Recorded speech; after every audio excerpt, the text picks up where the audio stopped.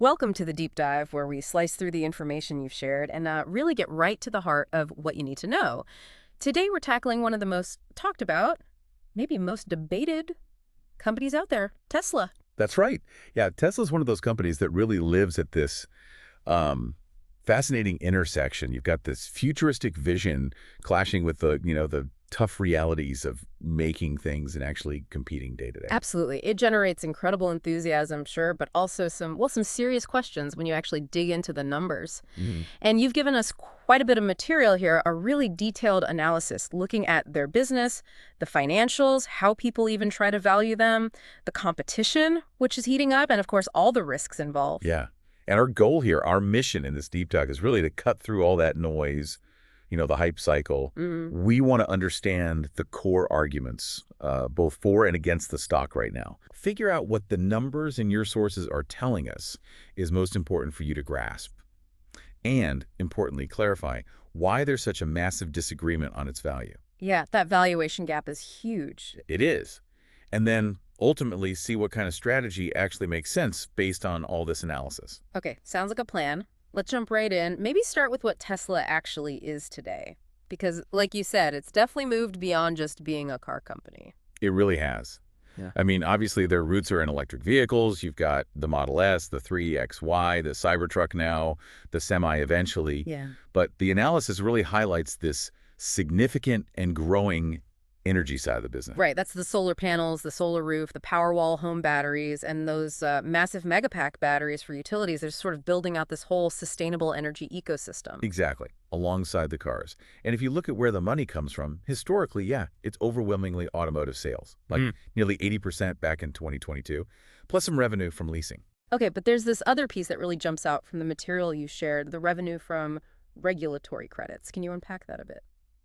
Yes, these are kind of unique aspect. Think of them like environmental brownie points almost. Mm-hmm. Government set emission standards, right? Mm-hmm. Automakers who don't sell enough zero-emission cars have to basically buy credits from companies that sell more than required, like Tesla. Mm-hmm.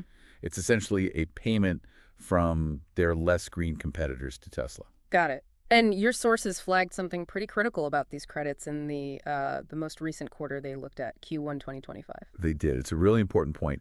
In Q1 2025, Tesla reported, I think it was $595 million in these automotive regulatory credits. Okay. Now, what's striking is that their total reported GAAP net income, their profit for that same quarter, was only $420 million.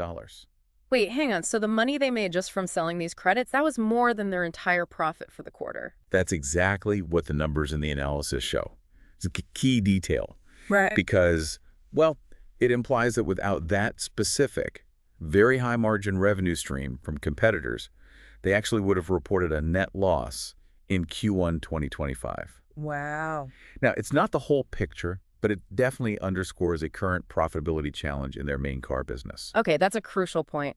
But the energy segment is growing, you mentioned. Yes, definitely. The sources show the energy generation and storage revenue was up, I think, 67% year over year in Q1 25. Pretty strong growth. Services and other bits contribute too, but yeah, automotive is still the huge piece of the pie, even if it's facing some serious headwinds right now. And their whole business model is different too, isn't it? Selling directly, making almost everything themselves. Absolutely. That direct-to-consumer model cuts out dealerships, which gives them control over the experience and pricing, but it also means they have to spend a fortune on their own stores and service centers. And the vertical integration, making their own batteries, motor, software, it's potential strength, sure. It offers control, potential cost savings, but it's also incredibly complex and very capital intensive to pull off at scale. And the supercharger network, that was a huge moat early on. It absolutely was. It really helped tackle that range anxiety for early EV adopters. Now they are starting to open it up to other car brands, which could be a nice new revenue stream. But maybe less of an exclusive advantage. Potentially, yeah. It might dilute that walled garden benefit over time. And their focus on software, things like over-the-air updates and developing full self-driving or FSD, that's central to how they see themselves, almost as much a tech company as a car company. Okay, but this brings us right back to that Q1 2025 number. You said automotive revenue actually fell 20% year over year in that quarter. What does that really signal? Well, it signals that the market pressures of the competition we're about to get into are having a real tangible impact on their main revenue engine. It's a pretty significant shift from that hyper-growth narrative we saw in previous years. Okay, that definitely sets the stage. Let's pivot then to that battleground, the competitive landscape, because, yeah, the idea that Tesla has the EV market all to itself is long gone. Oh, completely. And your sources make that crystal clear. The market has shifted dramatically. They point out that BYD, the Chinese giant, actually sold more EVs globally than Tesla back in 2024. Right, BYD is huge, especially in China. Exactly. And they're competing very aggressively on price and expanding internationally. So it's not just about flashy startups anymore. You have serious, large-scale players really making moves. Who else are the main rivals they're watching? Well, you've got other direct EV players, like BYD we mentioned. The analysis also calls out Hyundai and Kia, often praised for, good design and technology, plus other emerging EV companies popping up globally. But the really big story, I guess, is the legacy automakers finally getting serious about EVs. That's probably the biggest shift, yes. You've got the Volkswagen Group, GM leveraging their big Ultium battery platform, Ford with popular models like the Mach-E and the electric F-150 Lightning. Stellantis, Mercedes, BMW. Exactly, all of them.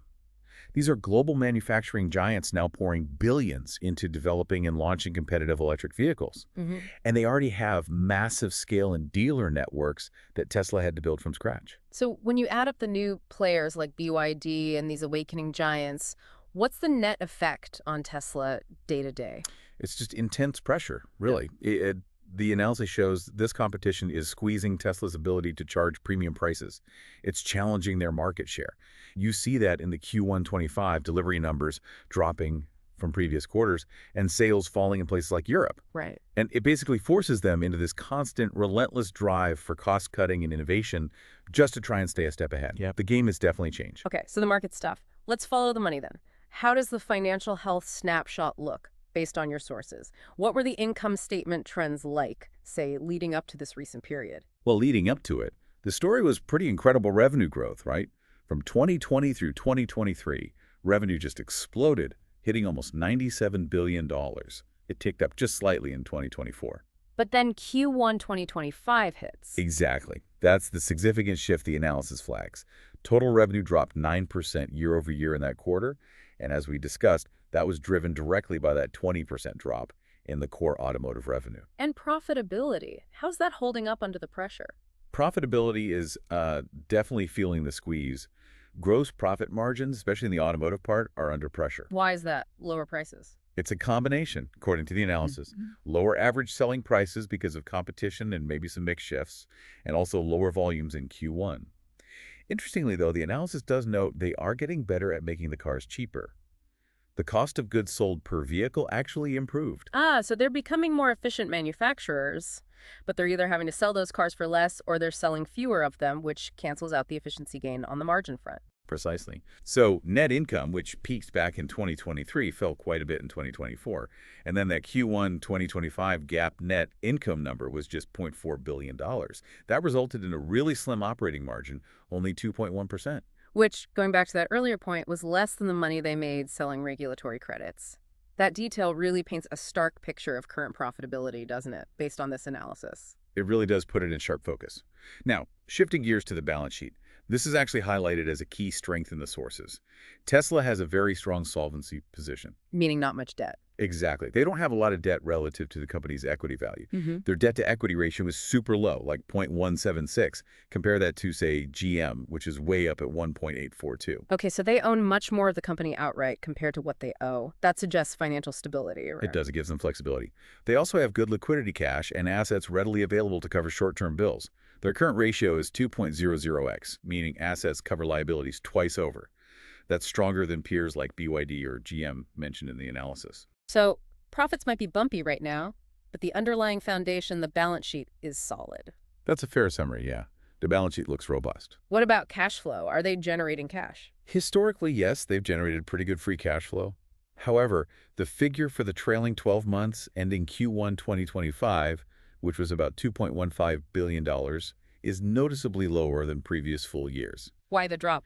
The analysis points to increased spending on factories and new projects, that's capital expenditures or CapEx, and also some shifts in working capital, the day-to-day cash management. Okay, so let's try to synthesize the financials then. It sounds like a past of, incredible growth and improving profits. But Q1 2025 marks a clear inflection point. Revenue and profit pressures are mounting in the core car business, even while the energy side grows. But they have this strong balance sheet as a cushion. Current profitability, though, is definitely being challenged by the market. That's a good summary. And that picture of current performance leads us straight into the real heart of the debate around Tesla, its valuation. This is where opinions just diverge wildly. Yeah, how do you even put a price tag on a company like this? It's part car maker, part battery company, part software play, maybe part robotics company down the line, plus all the hype. It's really complex, and the analysis breaks down the two main ways people try to grapple with it. First, you've got the more, let's say, traditional cautious method, the discounted cash flow model, or DCF. Right, forecasting future cash and bringing it back to today's value. Exactly. It tries to estimate all the money the company might realistically generate in the future, and then calculates what that future pile of cash is worth in today's dollars. So what kind of assumptions did the DCF in your sources use, given the recent slowdown? Well, it used relatively conservative assumptions, grounded in those recent trends. So growth rates starting around, say, 15% in the early years, but then tapering down over time. It acknowledged that Q1 reality rather than just assuming endless hypergrowth continues. Okay, more realistic perhaps. And it assumed only moderate improvements in profit margins over the long run, not huge leaps. And what about the discount rate? You mentioned that's important for risk. Very important. The discount rate is basically the return investors demand for the risk they're taking by owning that specific stock. For Tesla, the DCF used a pretty high rate, 16.5%. Why so high? Largely because Tesla's stock price historically swings around way more wildly than the overall market. We measure that volatility with something called beta. Tesla's beta is quite high, around 2.30 in the analysis. So high beta means high volatility, high risk. Which means investors demand a higher potential return to compensate for that risk, hence a higher discount rate. Okay, so let's recap the DCF: conservative growth, moderate margin improvement assumptions, and a high discount rate reflecting risk. What value range did that model come up with? It suggested an intrinsic value range of roughly $155 to $190 per share. $155 to $190, and this is where you said there's an aha moment. For many people, yes. Because traditional fundamental analysis, when grounded in realistic projections based on current performance and risks, arrives at a value that is often significantly lower than where the stock has actually been trading in the market. Right. So that's the cautious, fundamentally driven view. What about the other side? How is the market actually valuing Tesla compared to, say, other car companies? That's where we look at relative valuation, often using metrics like the price-to-earnings ratio, the PE ratio. And here, the difference is just staggering. How staggering. The sources show Tesla's PE ratio is somewhere around 170 times its earnings. Whoa, 170 times earnings. What does that even mean in context? It means investors are willing to pay $170 for every $1 of profit Tesla currently makes in a year. Now compare that to traditional automakers like GM or Ford. Their PE ratios are down in the low single digits, maybe 6 or 7 times earnings. 6 or 7 versus 170. Exactly. Even BYD, which is also seen as a growth company in EVs, its PE is around 18 times earnings according to the sources. And it's the same story if you look at price-to-sales or price-to-book ratios. Teslas are way, way higher than any traditional auto company. So, okay, this confirms it. The market is absolutely not valuing Tesla like it values Ford or GM. It's pricing it like some kind of revolutionary high-growth tech company, right? Precisely. The analysis clarifies that this huge gap between the DCF value and the market price exists because the market is effectively pricing in enormous expectations of future transformative success. Like what kind of success? We're having sustained, massive growth for years to come, successfully monetizing full self-driving so cars become revenue-generating assets, the energy storage business becoming a dominant global player, maybe even huge success with things like the Optimus robot, things that are still very much future potential, not current reality. Right. Things a conservative DCF based on today's numbers and more cautious projections just doesn't fully capture. Exactly. It can't easily quantify that level of, speculative optimism about future breakthroughs. So the market's betting big on the story, the potential disruption, while the DCF is looking more at the here and now financials and a more grounded path forward. That's the core tension. Now, the sources do try to bridge this a bit. They present a sort of synthesized valuation range of $180 to $230 per share. Okay, how do they get there? It seems like an attempt to acknowledge the DCF fundamentals, but also gives some credit, some value to the market's strong belief in that disruptive potential beyond just current performance. But even that $180, $230 range, depending on when you look, the stock might still be trading above that. Often, yes. It's just that even with a nod towards the optimism, the analysis still indicates the stock might be overvalued compared to this synthesized range. Okay, that valuation discussion is absolutely key. Let's move beyond the pure numbers now. What about Tesla's competitive advantages, the economic moat people talk about? What actually gives them an edge? Well, the analysis points to a few things. The brand is undeniably strong, a lot of cachet there. There's the perceived technological leadership, especially in core EV tech, and their long-term FSD development efforts. The supercharger network. Yep, that was huge early on. Vertical integration, making key components in-house, and this developing energy ecosystem around batteries and solar. These were definitely significant advantages, especially earlier. But is that moat still strong? Or is it getting maybe eroded? It's definitely under attack. That intense competition we talked about is the main thing testing that moat. How so? Competitors are catching up fast technologically. They're building out their own charging solutions, often through partnerships, neutralizing some of Tesla's network advantage. Yeah. And they're leveraging their existing manufacturing scale and supply chain relationships. So yeah, that early lid is being very aggressively challenged now. Got it. And then there's the management piece. We have to talk about Elon Musk. He seems so central to the whole Tesla story. He absolutely is. And the sources really frame the Musk factor as a significant double-edged sword. How so? On the one hand, his vision, his ambition, his ability to drive innovation and motivate people, those are immense strengths. They're arguably why Tesla got to where it is. Okay, but what's the other edge of the sword? The but is that his very dominant role, his involvement in other major ventures like X, formerly Twitter, and SpaceX, his sometimes unpredictable or controversial public statements, and the legal or regulatory issues that sometimes follow. All that creates substantial key person risk. Meaning if something happened to him or he got too distracted? Exactly. It can also be a major distraction for him and the company. The sources even mentioned Tesla's low ESG score for governance. I think it was 25 out of 100, which often reflects concerns about things like board independence and the concentration of power.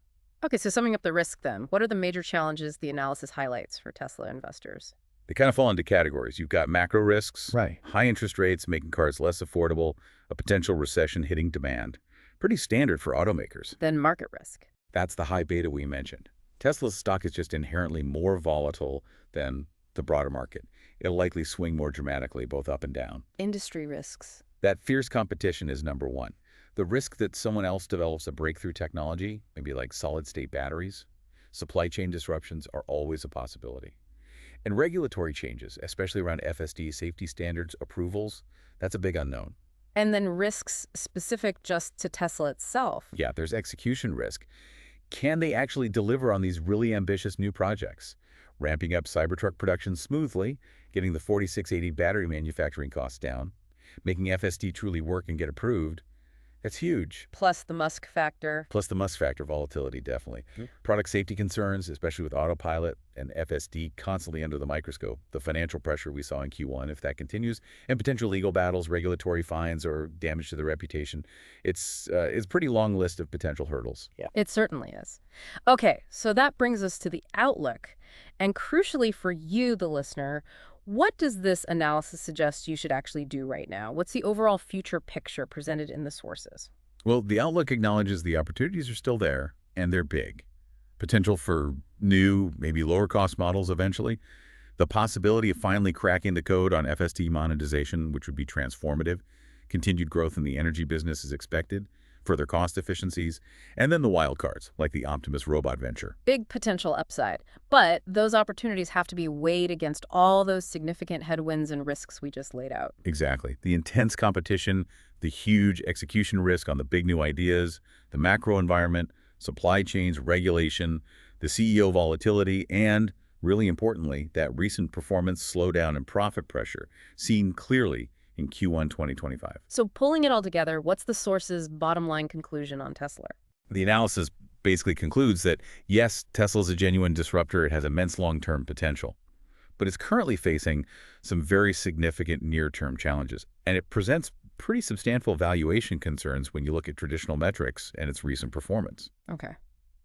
And based specifically on that conclusion from this analysis, What is the recommendation for Tesla stock, TSLA, over, say, a 12-month time frame? Based on this detailed analysis, the recommendation is HOY. Whole-ordy. Okay, let's really unpack that. What does hold D mean for you, the listener, and what's the strategy behind it? First off, why hold and not BUY, especially if you believe in that long-term disruptive vision? Right. The analysis justifies hold, not BUY, primarily because of the valuation. The current market price is seen as very high, essentially baking in a level of future success that is far from guaranteed, especially in the short term, like the next 12 months. Given the recent financial pressures, the tough competition, buying now at these elevated levels carries significant risk. What if those big catalysts, like FSD profits or huge energy growth, don't materialize as quickly as the market expects? The current valuation really demands near-perfect execution and rapid success, which the analysis views as uncertain within that 12-month window. Okay, that makes sense. High price needs near-term proof that isn't guaranteed. So conversely, why hold and not sell, especially with those near-term pressures and the valuation concerns raised by the DCF? Because, as the analysis also acknowledges, Tesla does still possess that powerful long-term potential. The energy business is growing strongly. FSD, while risky and uncertain, is a potential game-changer with massive upside if they pull it off. The brand is still incredibly valuable. So selling now could mean missing out. Potentially, yes. Selling now means you could miss out on significant future gains if they do successfully navigate these current challenges and execute on those big plans down the road. Plus, remember that volatility. The stock can experience sharp rallies seemingly out of nowhere on positive news or just shifts in sentiment. Selling could mean missing one of those. Okay, so Whole D is basically saying the risks are too high to buy at this price right now, but the potential is too high to just sell and walk away. It's a position of observation. Wait and see. Exactly. Wait and see, but know what you're waiting and seeing for. It's about observing how things play out from here. So what should you, the listener, be watching closely over the next, say, 12 months to inform your next move on Tesla? What's the actionable plan embedded in this Whole D recommendation? Yeah, the plan is really to monitor specific key indicators very closely. First, watch how they handle the competitive pressure and pricing in the car business. Does that Q1 slowdown reverse, or does it continue? Can they stabilize market share and margins? Okay, number one, core auto performance. What's next? Second, look for real, tangible progress on the big tech initiatives, especially FSD. Not just exciting demos, but actual steps towards regulatory approval, wider deployment, and, crucially, a clear path to making money from it. Also related, watch for progress on lowering battery costs, like with 4680 cells. Got it. Tech execution, especially FSD and batteries. Third, track the growth and the profitability of the energy division. Is it just growing revenue, or is it actually starting to contribute meaningfully to the bottom line, to overall earnings? Can it become a second major profit engine? Makes sense. Growth and profit from energy. Anything else? And finally, yes, you have to keep an eye on the Musk factor. Right. Pay attention to any significant developments there. His leadership focus, time allocation between companies, major controversies. Does that source of volatility stabilize, or does it continue to potentially impact the company's direction and stock price? These are the key things the analysis suggests watching. That provides a really clear checklist. If you hold Tesla, or are thinking about it, Right. monitor auto competition pricing, FSD battery progress, energy profitability, and the Musk factor. Exactly. It turns the analysis from just information into specific things for you to track over time to make your own informed decision later. Okay. So we've taken a deep dive into the sources you shared on Tesla today. And what emerges is a picture of a company at a really fascinating, maybe critical crossroads. You've got this immense potential, this powerful vision, battling significant, measurable current challenges. And all of that is reflected in a valuation that demands an extraordinary level of belief in the future, a belief few other companies command. And those Q1 2025 numbers really underscore just how tough navigating this current period is proving to be. Yeah, it's a classic case where that traditional fundamental look at the numbers clashes so dramatically with the market's grand vision for the future. Yeah. That's what creates that huge valuation disconnect we talked about. Which kind of leaves us with this final thought to chew on. Maybe, ultimately, the long-term value of Tesla stock hinges less on exactly how many cars they sell next quarter while fighting off competitors, and maybe much more on whether they can truly achieve full autonomy at scale or successfully scale up their energy business to become a global powerhouse, maybe even as significant as the car business itself. Those are the really big, transformative bets the market seems to be making, the potential huge payoffs. Those are the big swings, yeah. Well, if unpacking complex topics like this, cutting through the noise, and understanding the core debates helps you get informed quickly, make sure you're subscribed to the Deep Dive. We aim to bring you the fastest and most frequent updates on the information that matters most to you. We'll keep digging into it. Thanks for joining us.